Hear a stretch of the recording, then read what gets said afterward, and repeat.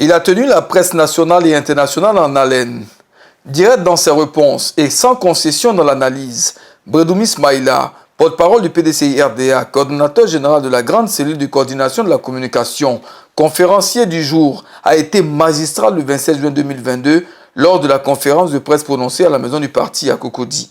La vie et l'actualité du PDCI-RDA, le dialogue politique, la question de l'ivoirité, les enjeux de l'élection du président de l'Assemblée nationale, la création du collectif des militants du PDCI-RDA de Cocody, l'orpaillage clandestin, le tarif du péage du Bassam sujet à polémique, les pluies diluviennes et la circulation de la drogue ont été entre autres les points abordés par le conférencier. Relativement à la vie du parti, le porte-parole a affirmé que le PDCI-RDA avait vocation à diriger la Côte d'Ivoire, non sans oublier de parler du processus de désignation des candidats pour les élections de 2023. Ce qu'il faut retenir, c'est que les Ivoiriens ne sont pas heureux comme ils étaient sous le PDCI-RDA. Ce qu'il faut retenir. Que faire que le PDCI soit au pouvoir? C'est ce qu'il faut.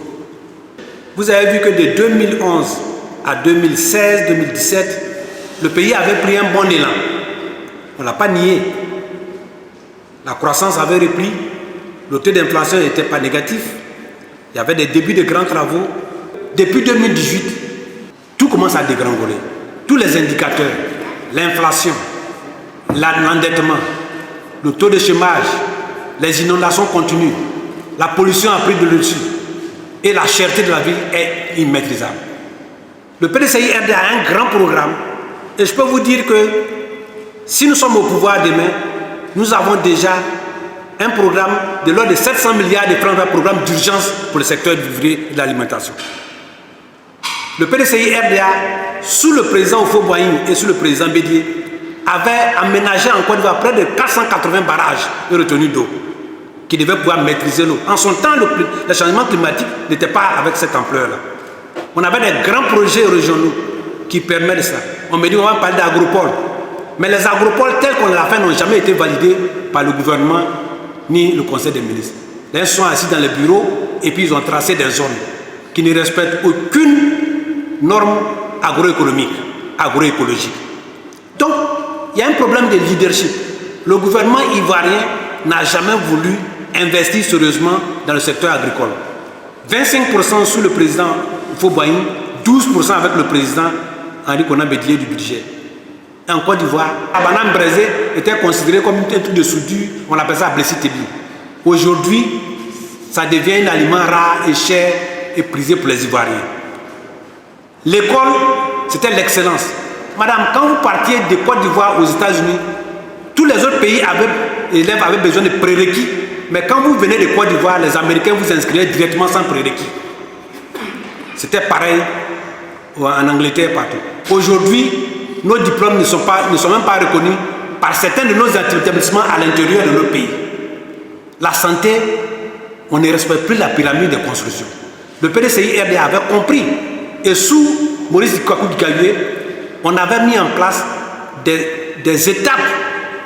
La médecine de contact, la médecine dans la sous-préfecture, la médecine dans les régions et dans les grandes villes comme Abidjan, les centres communautaires, il y en avait 26.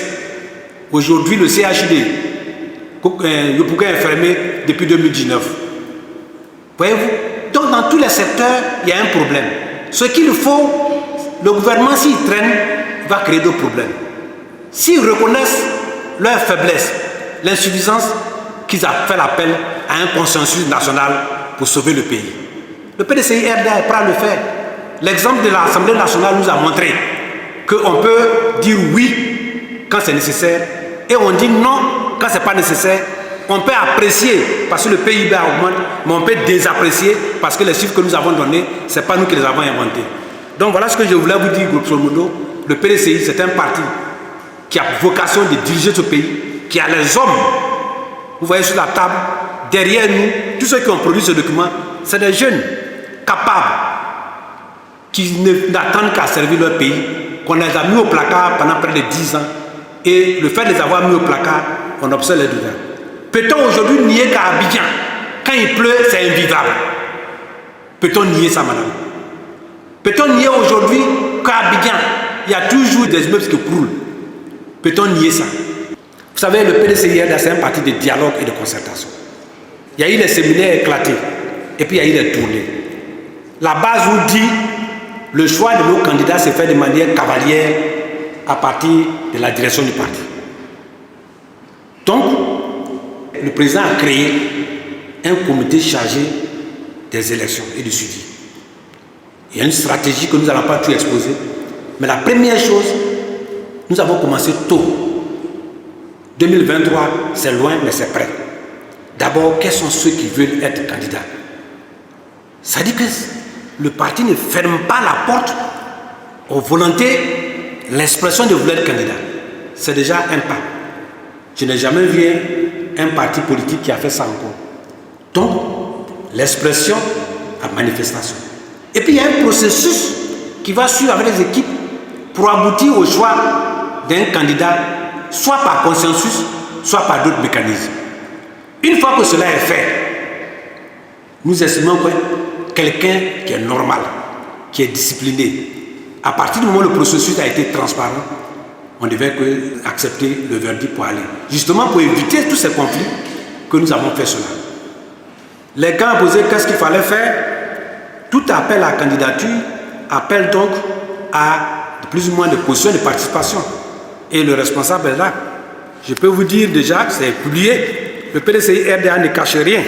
C'est publié dans nos organes. Si vous voulez être candidat au régional, vous devez payer 500 000 francs CFA. Ce qui n'est pas inférieur ou supérieur à ailleurs. Pour les mairies d'Abidjan, ça a été catégorisé. À Bobo, à Tiekoubé, à Djamé, Plateau, Makori, Koumansi, Port-Boué, Yopougon, Trècheville, Cocody. Les communes disent plus ou moins Nanti, 500 000 francs. Les autres communes, Songon, Benjerville, Anyama, Yamsokro, 250 000 francs. Et pour les autres communes à l'intérieur, 150 000 francs CFA. Donc, ça aussi, ça fait partie des processus. Donc nous voulons faire un processus transparent pour éviter justement que les gens se disent « moi on m'a choisi, on ne m'a pas écouté ». Alors donc, candidat. Mais cela doit se faire dans la discrétion. La règle, c'est-à-dire vous déposez votre candidature dans un sous discret. Cela ne veut pas dire que parce que vous avez déposé, alors vous êtes choisi. Ça aussi, il faut que les gens se disent. C'est un processus qui commence. Et ce processus, nous voulons le plus transparent possible. Et nous demandons donc que dans toute société, dans toute structure, dans toute communauté, il y a des règles. S'il n'y a pas de règles, ça devient de l'anarchie.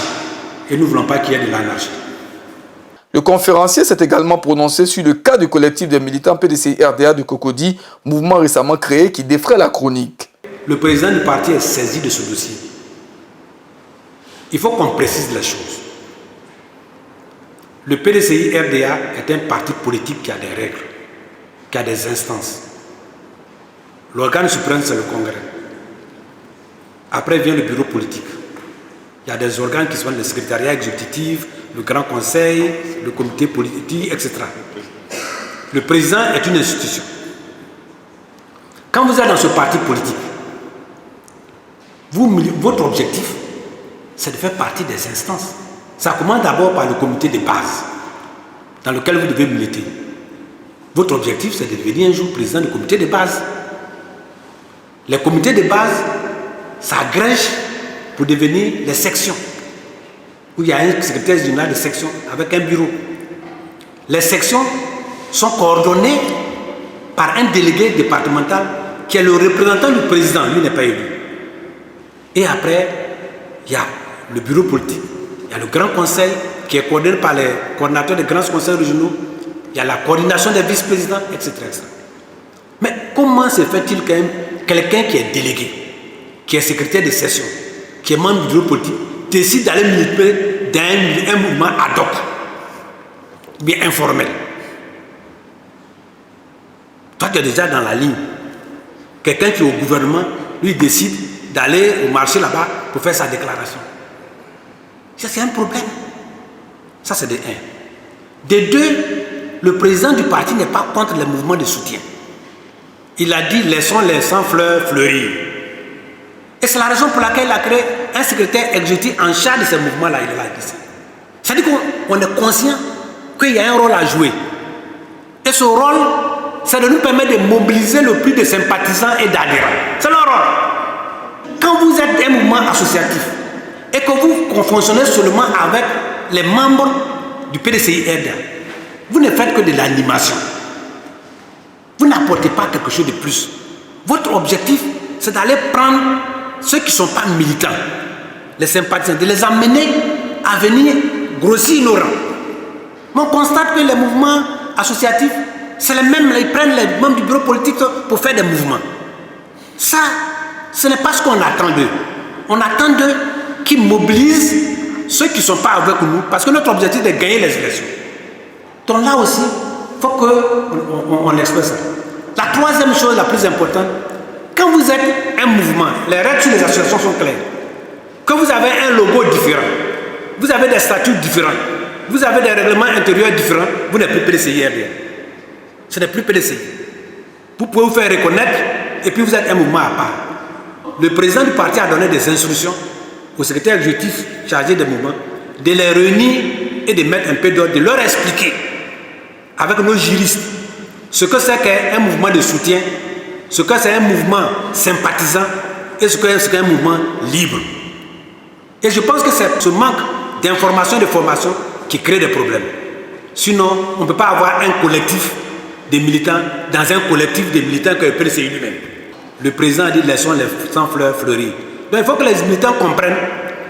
1. Il faut la discipline. 2. Il faut respecter les règles. 3. Le processus de sélection est lancé, il sera transparent et que chacun doit se plier au verdict. Le président Rikona Bédié, candidat naturel du PDCI-RDA en 2025, l'honorable Brandoumis Maïla fait des précisions. Quelqu'un a dit le candidat naturel, c'est le président du parti. Vous avez dit le candidat naturel. Mais le PDCI-RDA est un parti organisé. C'est le seul parti en Côte d'Ivoire aujourd'hui où le président s'est fait élire en compétition avec d'autres candidats. C'est le seul. Bédié s'est fait tout un élire avec d'autres candidats. Quelquefois même, ses plus proches collaborateurs. Donc, mais ils sont toujours au parti, on ne les a pas chassés. C'est le parti démocratique. Deuxièmement, c'est un parti qui est structuré. On a le bureau politique qui est un organe de décision, qui prend des décisions. On a le congrès qui élit le président et les organes. Ce n'est pas le congrès qui choisit le président. Ce n'est pas au congrès. C'est à la convention. Donc d'ici là, il y a du temps. Nous irons à la convention. Pour le moment qu'on a fait la tournée là-bas, tous les militants dans leur majorité ont dit pour le président et la présidente du parti, Bédié est notre candidat unique. Parce qu'il est le symbole de l'unité, l'image. Tout ça, ne confondons pas ça avec la présidence, la candidature à la présidence. D'ici 2025, Dieu nous donne longue vie. Et d'ici là, la politique, c'est la saine appréciation des réalités du moment. Nous tirons tout ça de fait. Quand on est au fouettisme, on a pour boussole l'esprit de fouet et les déclarations de fouet. Voyez-vous? Donc nous, on se concentre d'abord à mettre les conditions pour nous gagner. Quel que soit le candidat qui sera choisi, si le parti est fragilisé, il ne pourra pas gagner. Je l'ai dit plusieurs fois, l'objectif ce n'est pas de trouver des candidats, notre objectif c'est de gagner. On est fatigué d'être dans l'opposition. Si c'est pour les candidats, on peut faire tirage au sort, puis on apprend rien. Mais pour gagner une élection, même locale, législative, la personnalité, la force de l'individu candidat compte pour un pourcentage. Moi j'ai été élu, je sais. Au niveau national, la vision, la personnalité aussi compte pour une partie. Et c'est tout cet ensemble-là, et la force et l'organisation du parti. C'est les deux qu'on va combiner pour avoir un cheval gagnant. Donc, d'ici là, on verra. Merci beaucoup. Le prétexte de l'ivarité pour justifier l'incompétence et la mauvaise gestion du pouvoir RHDP, argument jugé irrecevable selon Brandoumis Maïla. Quand on est en charge d'une structure importante comme le conseil Coton Anaka et qu'il y a des difficultés et qu'on se réfugie à travers ces thèmes galvaudés je pense qu'on fait preuve d'inefficacité, d'inefficience et même de médiocrité. Lui, DG du Conseil Coton Anacan, peut-être qu'il est là aussi à cause du rattrapage. Sinon, le coton et l'anacarde sont des productions végétales, lui, il est vétérinaire. Les vétérinaires, ce que je sache. Le RHDP ne pouvait-il pas trouver un bon agro, des Aboisseaux, des Bouna, des Tabou, des Mans, pour être DG du Conseil Coton Anacarde? Je ne sais pas. Je ne sais pas. Sinon, ce que je peux lui dire, c'est que l'anacarde, la progression de l'anacarde est du fait du président Henri Konan Bédié. Quand Bédié était ministre des Finances, il avait estimé que cet arbre, qui devait servir initialement de reboisement dans le nord, parce que c'est un arbre pyro-résistant, c'est-à-dire qui résiste au feu de brousse, pour tous ceux qui ont vu l'anacardier, quand il brûle, il repousse. Donc il s'agissait de faire une barrière pour empêcher l'extension de la savane et du désert. Dieu merci, il se trouve que l'anacarde a deux fruits. Il y a la pomme et la noix. Et que la noix avait un intérêt de la consommation alimentaire qui était précisément par les Indiens, qui étaient venus en Côte d'Ivoire pour le faire. Le président Bédié, en tant que ministre des Finances en son temps, a créé une structure qu'on appelle Savanor, avec Savane Industrie, qu'il a confiée au cadre du Nord avec un financement de la caisse de stabilisation. Bédié sorti du gouvernement, ce projet a été mis en veilleuse. En 1993, quand il est revenu, il a relancé ce qu'on appelle la relance de la production de l'anacarde. En ce moment, il n'y avait que 20 000 tonnes de noix d'anacarde. Aujourd'hui, nous sommes à près de 700 000 à 1 million de tonnes. C'est le projet de relance de l'anacarde qui a fait ce grand bond. Et ils ont fait ce projet. Il y a un volet important que Bédié avait initié, qui n'a pas été pris en compte. C'est le côté industriel qu'on appelle savane industrie, qui devait aller en même temps avec la transformation. Donc on a allé directement à la production en oubliant le pan important que Bédié avait initié, qui était la transformation. Et aujourd'hui, on ne transforme pas plus de 10% de notre anacarde. Donc voilà, ce Bédié ivoiritaire, c'est lui qui est l'auteur de la production de l'anacarde en Côte d'Ivoire. Ça, il faut que vous le sachiez. Et je suis prêt à démontrer ça à tout. S'ils n'ont pas les informations, qu'ils viennent voir les sachants qui sont au PDCI-RDA. Malheureusement, ils viennent s'asseoir sur des choses qu'ils ne savent pas. Il n'y a pas d'ivoirité. On a accusé Bédié d'ivoirité quand on ne faisait pas la promotion des gants du Nord. C'est de l'intox. Quand le PDCI était au pouvoir, les grandes structures, le coton et l'anacarde. Le coton qui était une structure, une plante, qu'on disait qu'on ne peut pas faire en Côte d'Ivoire, les blancs avec la CFDT. Il faut demander à Bédié, à Sawadogo et à Diawara, respectivement ministre des Finances, ministre de l'Agriculture et ministre du Plan. Qu'est-ce qu'on peut faire dans le Nord pour éviter la démangeaison du départ? C'était le thème de fruit. L'exode du rural. Bédié qui faisait office en même temps de Premier ministre et après le Premier ministre, il a dit, Monsieur le Président, il faut qu'on ait une culture motrice. Il y a eu la canne à sucre avec les complexes et le coton. Les Blancs ont dit que le coton, on ne peut pas le faire là-bas, c'était une plante très exigeante. Ça prenait beaucoup d'insecticides, beaucoup d'engrais. Sur le financement de la caisse de stabilisation, on a fait défrichement gratuitement de la savane pour les producteurs qui veulent faire du coton. Le défrichement était gratuitement. C'était chiffré à 400 000 francs CFA à ce temps. Défrichement au treuil. On a donné gratuitement les engrais, gratuitement les semences, gratuitement les insecticides, gratuitement les appareils de traitement, sur financement de la caisse de stabilisation, c'est-à-dire sur café, cacao, bois, qui est de la zone sud. Au moment où Bédié partait du pouvoir, on venait d'atteindre pour la première fois dans notre histoire 300 000 tonnes de coton. Coton grain. Donc, on avait pour rendement 1,4 tonnes à l'hectare Ce rendement n'est jamais atteint jusqu'aujourd'hui. Tombédier, c'était quelqu'un qui n'était pas ivoirien.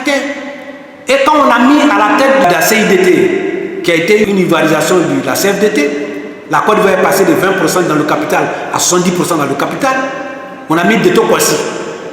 Mais en revanche, quand on a créé la palme industrie pour diversification, c'est qu'on a le sanguin de couteau. Il n'y a pas palmier à couteau qu'on a mis à la tête de la plus grosse structure agro-industrielle de Côte d'Ivoire.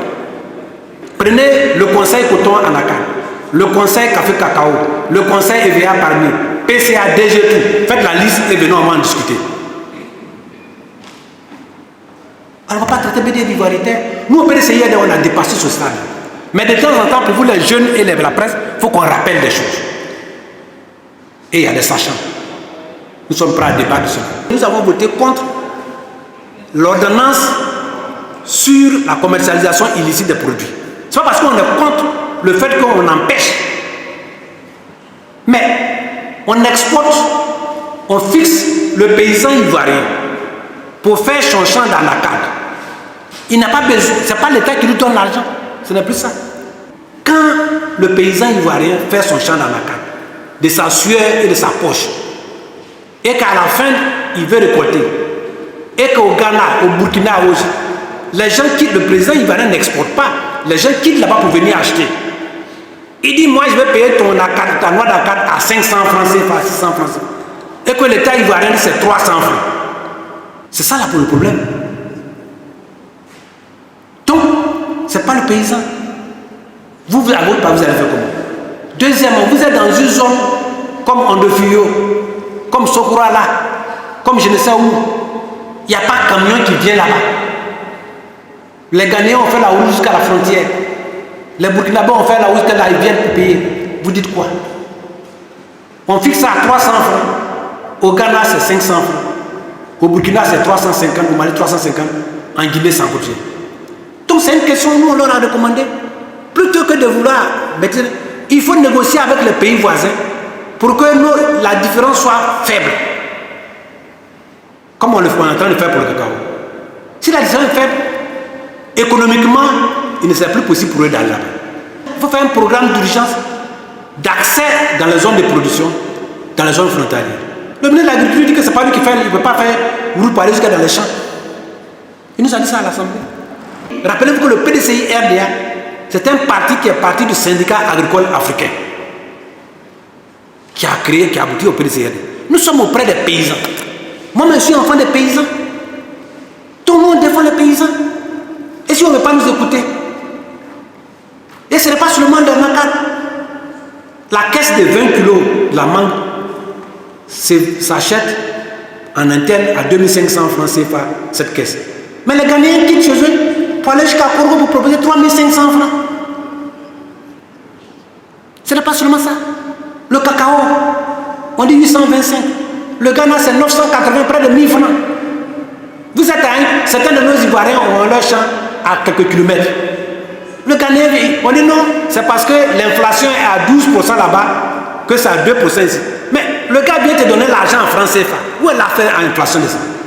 Tu es chez toi, quelqu'un vient payer ton cacao à 1000 francs. Tu dis non, non, là-bas il y a inflation 12%. Les gens ne viennent pas payer en CDI, ils payent en CFA. On dit non, c'est parce que l'ANACAN n'est pas encadré par une structure au Ghana. Mais c'est méconnaître les idées, ne maîtrise pas le dossier. Au Ghana, le Coco Board encadre le café, le cacao, l'ANACAN et le karité. Le karité, pareil. Donc, nous, au PDCI, on a estimé que le gouvernement devait retirer l'ordonnance et qu'on a qu'à mettre une équipe en place pour faire des propositions qui arrangent en même temps l'État et en même temps les producteurs. Ils n'ont pas voulu plus. Qu'est-ce que le commissaire du gouvernement nous dit? Il dit, mais lui ne peut pas réveiller les gens qui font semblant de dormir.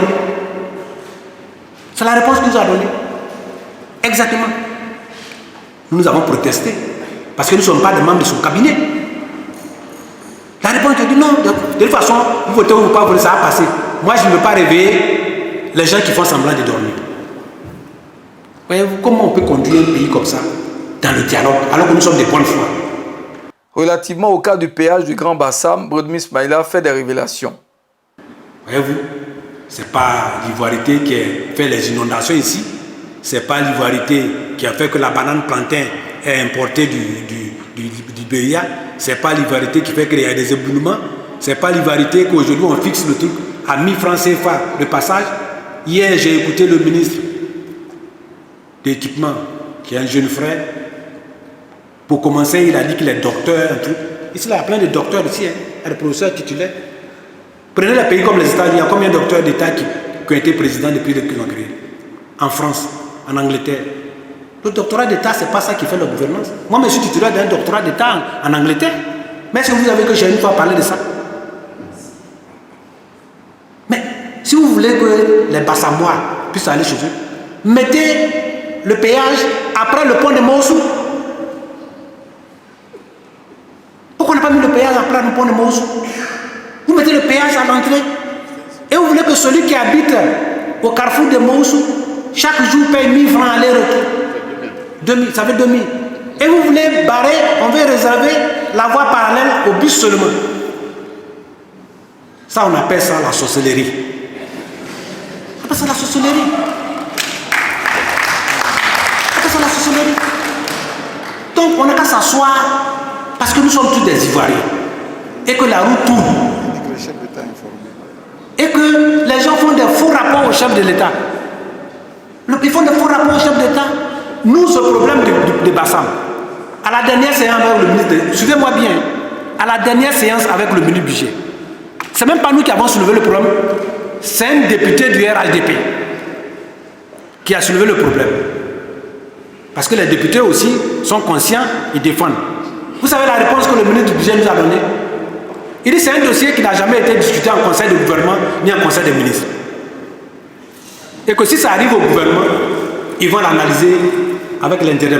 Donc cela veut dire que lui, il est parti à Bassam parler sans avoir l'accord du gouvernement et du conseil des ministres.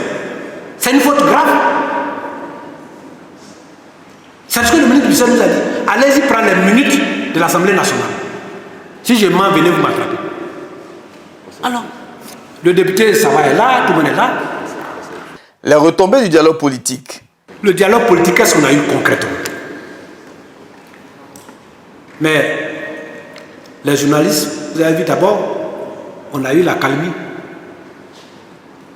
Le fait que nous ayons voté de manière consensuelle le président de l'Assemblée nationale, ce n'est pas parce qu'on l'a fait, c'était une des recommandations du dialogue politique de donner les signes d'apaisement. Nous avons fait débloquer ce qui était de leur droit qui était confisqué, le financement des partis politiques. Le professeur Yamke peut résumer, mais moi je vais dire ça. Et toutes les structures aujourd'hui, j'ai vu avant-hier un leader de l'opposition qui était sur une chaîne, on lui dit, tu as eu combien? Il n'a pas pu dire. Mais nous, on nous a dit qu'on a donné 1 milliard à Bédier. Il n'a qu'à dire pour lui. Parce qu'il sait qu'il y a un problème. Bref, il y a des prisonniers politiques qui sont en train de rentrer, même s'il y en a encore. Nous luttons pour que ceux qui sont sous caution judiciaire, qu'on les rende libres. Nous luttons pour qu'il y ait l'audit de la liste électorale. Nous avons demandé que pour solder les problèmes politiques liés à cela, parce que tout ça c'est des problèmes politiques, ce n'est pas des problèmes judiciaires, non. Qu'il y ait la rencontre des trois. On nous a annoncé que le chef de l'État, le président de la République, est dans les bonnes dispositions et que incessamment les trois vont se rencontrer. Vous croyez que dans la belligérance, on aurait pu obtenir ça? De la belligérance. Donc, c'est des acquis fondamentaux. Le premier acquis, c'est d'abord d'accepter de discuter et de résoudre les problèmes de manière pacifique. Il n'y a pas meilleur acquis que ça. On peut discuter d'autres choses. Mais je pense que nous, à ce niveau déjà, c'est un pas. Le peu qu'on a là, on va s'appuyer sur dessus pour aller plus loin. Vous avez appris avant-hier qu'on dit que Bleu a eu son passeport, il doit venir. Mais ça a été le cas de Bleu Goudé et Soro qui ont été expressement inscrits dans les recommandations et les demandes du Bleu. C'est le PDCI RD en tête. Les autres ont été un peu timides pour poser le problème. C'est nous, on a dit non. Il faut les mettre clairement. Il y a d'autres qui ont été timides, ils ne voulaient pas. Bon, ces choses-là, ça va compliquer. Mais il n'y a pas de complications. Il faut poser un problème. C'est le PDCI qui a été le premier à dire. Sinon, qui allait poser le problème de Soro? Qui allait poser? qui allait poser le problème de Blé Goudé. C'est le PDCI qui a été le premier à poser ça. Et s'ils viennent, c'est des Ivoiriens. Même s'ils n'ont pas la même conviction de nous, nous allons nous confronter aux idées face aux Ivoiriens. Il faut que chaque Ivoirien soit libre d'être chez lui. Donc voilà, moi je pense que c'est dit. Le conférencier a donné les raisons du soutien du PDCI-RDA et de l'opposition dans son ensemble à la candidature de Adama Bictogo à la présidence de l'Assemblée nationale. On nous a accusés de vendus. De quoi? Mais le lendemain, la première réunion, première loi qui est venue sous l'ère Bictogo, PDCI a voté non. Justement, c'est sur la loi, l'ordonnance sur les produits agricoles. Le fait que nous ayons voté Bictogo est dans un contexte complètement différent qui va dans le cadre du dialogue politique. Ce n'est pas la première fois. Rappelez-vous, quand le président Dombayi est décédé et qu'on a présenté Émile Bou, paix à leur âme, le FPI, qui était un parti d'opposition, nous a soutenus dans ce même contexte de deuil, etc. Il n'a pas présenté de candidat. Je ne vais pas citer d'autres cas. Donc, on est dans un contexte africain. Et dans tous les cas, nous avons estimé que ce que nous pouvons donner comme signal de l'apaisement pour aller vers une négociation pour les problèmes sérieux est plus important que ça. Et je peux vous assurer, si vous voyez qu'un parti comme le PPACI a accepté de voter, n'est pas prêt de voter, c'est un parti plus dur que de ce point de vue que le PDCI. On fait comme si c'est le PDCI seulement qui a voté contre. Le PDCI a voté pour, UDPCI a voté pour, FPI ne pouvait pas faire autrement, mais ils ont voté pour. Mais donc ce n'est pas. Si vous voyez que toute l'opposition, avec des gens qui ont des légitimités, qui ont des électeurs derrière eux, on fait des analyses et on s'est entendu pour voter. Mais les militants du PDCI, c'est eux qui attaquent leurs élus. Oui, ils sont vendus. Mais le lendemain, Damana Picasse, ce qu'il a dit là, est-ce que c'est un homme vendu? Ce que je suis en train de dire aujourd'hui là, moi j'ai dit à nos frères du RADP, ce sont mes amis, je suis des amis des frères. Je leur ai dit attention, c'est pas parce qu'on a voté ensemble que nous allons nous dérober de notre rôle de parti d'opposition. Nous allons dire les choses telles que ça se passe. Ce que nous sommes en train de dire, la différence entre le PDCI RDA et les autres, c'est que nous ne disons pas les choses, on ne les invente pas. Sur le cas de la circulation de la drogue dans le pays, le porte-parole du PDCI RDA a exprimé la préoccupation du parti. Au temps du PDCI RDA, quand on arrêtait 200 grammes de drogue à l'aéroport ou à la port, c'était un événement. Aujourd'hui, c'est les tonnes. La maille est tellement grande que les grammes passent même sans qu'on le sache, c'est ça les tonnes qu'on a. Si on trouve des tonnes à l'intérieur du pays, c'est qu'il y a des tonnes qui n'ont pas pu être attrapées. Ça aussi, je n'invente rien. Je n'invente rien. Ce qu'on a attrapé là, et ce qu'on n'a pas attrapé, c'est notre danger à nous tous. Que le gouvernement soit suffisamment humble pour dire, faisons appel à la nation pour sauver la nation. Dans certains pays comme le Ghana, il y a une rencontre entre les anciens chefs d'État qui parlent des problèmes, qui discutent, qui apportent leurs solutions.